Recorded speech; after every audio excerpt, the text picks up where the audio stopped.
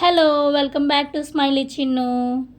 ఈరోజు నా morning routine అయితే చూపిస్తున్నాను. నేను పొద్దున్నే మార్నింగ్ లేచి 5కి అయితే లేచాను. 5:30 వరకు ఏదో ఒక పని చేసుకొని ముగ్గది పెట్టేసుకొని 5:30 నుంచి 6:30 వరకు వాకింగ్కి వెళ్ళి అయితే వచ్చేసాను. ఇవాళ మంగళవారం కదా, కొంచెం ఎర్రమన్ను రాసుకొని దాని మీద ముగ్గు పెట్టుకున్నాను బియ్యపు పిండితో.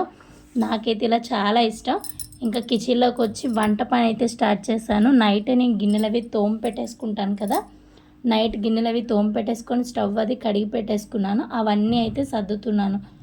చాలా వరకు నైటే పని చేసుకుంటాను. ఎప్పుడో ఇబ్బందిగా ఉంటేనే నైట్ పని ఆపేస్తాను. నైట్ పని చేసుకుంటే మార్నింగ్ ఏంటంటే కొంచెం ఫ్రీ అయిపోతాం. అంత హడావడిగా చేసుకోవాల్సిన అవసరం లేదు. రైస్ కడిగేసి స్టవ్ మీద పెట్టేసి నేను మిగతా పని చేసుకున్నాను. పక్కనే కొంచెం ఒక గిన్నెతో వాటర్ పెట్టుకున్నాను. కొంచెం ఏమో గ్రీన్ టీ కోసమని పెట్టుకున్నాను. మా పిల్లలు కూడా డైలీ హనీ వాటర్ తాగుతారు. హనీ వాటర్ హెల్త్కి చాలా మంచిది కదా అని చెప్పి పిల్లలకి ఇస్తాను.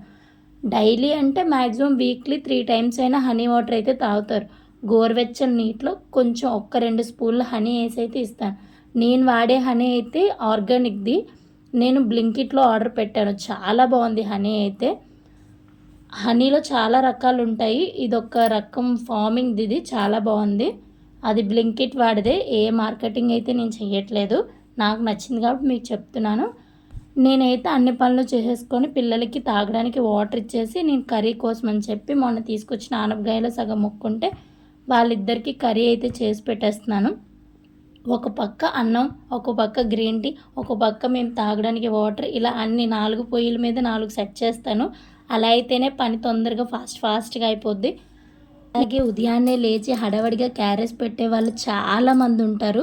నేను చాలామందిని చూశాను. మా అక్క వాళ్ళని చూశాను. వాళ్ళ స్టేజ్లో అయిపోయినాయి. ఇప్పుడు పిల్లలు పెద్దవాళ్ళు అయిపోయి ఇంజనీరింగ్ చదివి జాబులు కూడా చేస్తున్నారు. మా అక్క వాళ్ళ స్టేజ్ దాటిపోయింది. ఇప్పుడు నాకైతే స్టార్ట్ అయింది. మా అక్క, ఆంటీ వాళ్ళు, తెలిసిన వాళ్ళు, పిన్ని వాళ్ళు అందరూ మా అమ్మ వాళ్ళు ఉదయాన్నే లేచి పాపం అన్ని పనులు చేసుకొని మాకు క్యారేజ్ కట్టి పంపిస్తుంటే ఆ తిండి విలువ మాకు తెలియట్లేదు. ఇప్పుడైతే తెలుస్తుంది నాకు. నిజంగా ఉదయాన్నే లేచి అన్ని పనులు చేస్తుంటే ఎంత మెంటల్ స్ట్రెస్ ఉందో. మార్నింగ్ నాకైతే ఎగ్జాక్ట్లీ 5 నుంచి 5:30 వరకు నో ప్రాబ్లం, నార్మల్గా ఉంటాను. 5:30 to 6:30 పక్క వాకింగ్ అయితే చేస్తాను. తర్వాత 6:30 నుంచి ఇంటికి వచ్చిన దగ్గర నుంచి నార్మల్గా ఉండదు నా పని. పరిగెత్తుతూనే ఉంటాను. ఒక పక్క వంట పెట్టి, ఒక పక్క టిఫిన్ చేస్తూ, ఇల్లు ఊడ్చుకొని, దాన్ని స్టిక్ పెట్టుకొని, వీళ్ళకి బ్రష్లు చేపించి, పిల్లలైతే ఇద్దరు చిన్నవాళ్ళే. ఎవరికి వాళ్ళంతటి పని వాళ్ళు చేసుకోవడం రాదు. కాబట్టి పక్క నేను వెనకాతలు తిరగాలి, వెనకాతలు అరవాలి. మధ్యలో ఎన్నిసార్లు అరుస్తానో నేను నాకే తెలియదు. అలా అరుస్తూనే ఉంటాను. ఎందుకంటే మా చిన్న పాప ఎలా వస్తుంది, ఆ పని చేస్తుంది, ఇలా వస్తుంది, ఈ పని చేస్తుంది, సర్దిన చోట ఉంచదు. మా పెద్ద పాప కూడా చిన్నదే కదా పాపం, ఇంకా తనకు కూడా ఏం తెలియదు.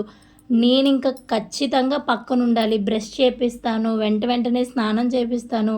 వాళ్ళనైతే 7కి అయితే లేపుతాను. మ్యాక్సిమం నా సగం వంట అయిపోతుంది అన్నప్పుడు వాళ్ళని లేపుతాను నేను. ఇవాళ స్నాక్స్కి అయితే ఏం లేవు. బ్లింకిట్లోనే వెంటనే ఆర్డర్ పెట్టాను నేను.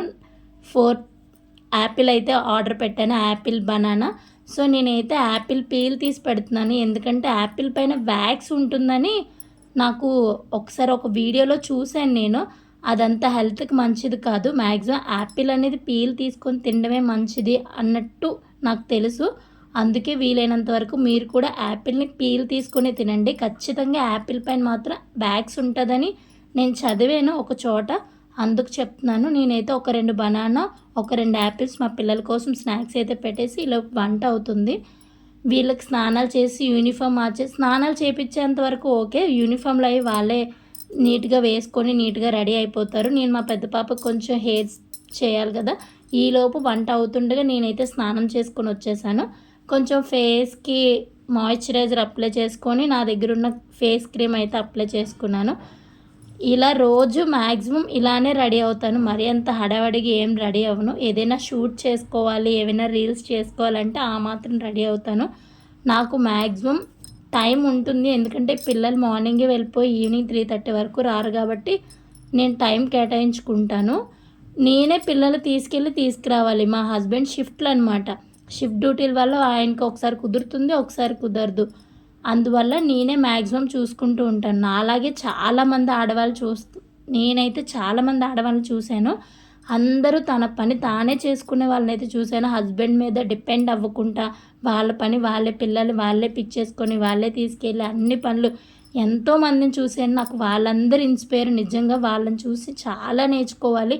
నేను చాలా వరకు అనుకున్నాను, నేను ఎంత పని చేసుకుంటున్నాను బాబోయ్, నాకు అసలు ఎవరు చేదోడు వాదోడు లేకుండా పోయింది. ఇంట్లో నానమ్మలు తాతయ్యలు ఎవరైనా ఉంటే బాగుండు, అత్తయ్యలు మామయ్యలు ఉంటే బాగుండు చాలా వరకు ఫీల్ అయ్యాను. ఏంటి అంటే వాళ్ళుంటే ఏదో ఒక హెల్ప్ అవుతుంది. ఉన్న వాళ్ళకి ఆ వాల్యూ తెలీదు, లేని వాళ్ళకే తెలుస్తుంది. ఉన్న వాళ్ళకి ఏంటంటే ఉన్నారులే అన్నట్టు అనిపిస్తుంది. నాకేంటంటే నా పిల్లలు కనీసం ఎత్తుకునే వాళ్ళు కూడా లేరు. స్కూల్ నుంచి రాగానే పట్టుకొని మాట్లాడే వాళ్ళు కూడా లేరు. ఎంతైనా మాతోనే చావాలి, మాతోనే ఉండాలి. ఒక్కొక్కసారి అనిపిస్తుంది మనకు కూడా ఎవరైనా ఉంటే బాగున్నాను. కానీ ఇలా సింగిల్ ఉమెన్ ఎన్ని పనులు చేస్తుందో నేనైతే ఎంతమందిని చూశాను. నేను ఇంకా హౌస్ వైఫ్ని, ఏ పని చెయ్యను. బయటికెళ్ళి కష్టపడేదైతే ఏం లేదు. నేను ఇంట్లో ఉండే అన్ని పనులు చేసుకుంటాను. ఇలా నాలాగే ఇంట్లో ఉండకుండా బయటికెళ్ళి కష్టపడే వాళ్ళు, ఇంట్లో పిల్లలు చూసుకుంటూ, వంట చేసుకుంటూ బయటికెళ్ళి కష్టపడే వాళ్ళు ఎంతోమంది ఉన్నారు. నిజంగా వాళ్ళందరికీ హ్యాండ్స్ అప్ అండి బాబు. ఎలా చేస్తున్నారో ఏంటో నాకైతే నీరసం వచ్చేస్తుంది. ఇదైతే చూసారా ఎంత మెస్సీగా ఉందో వాళ్ళు వెళ్ళే ముందు. ఇది వాళ్ళు వెళ్ళిన తర్వాత నేను బట్టలన్నీ నీట్గా మడత పెట్టుకొని, ఇల్లంతా మాప్ స్టిక్ పెట్టుకొని అన్ని పనులు చేసుకున్నాను. వాళ్ళు స్కూల్కి వెళ్ళిన తర్వాతే నేను దీపారాధన చేసుకున్నాను. మార్నింగ్ అయితే నాకు కుదరట్లేదని చెప్పి వాళ్ళు వెళ్ళిపోయిన తర్వాత నా ఇల్లు అయితే ఇలా ఉంది ఫైనల్గా.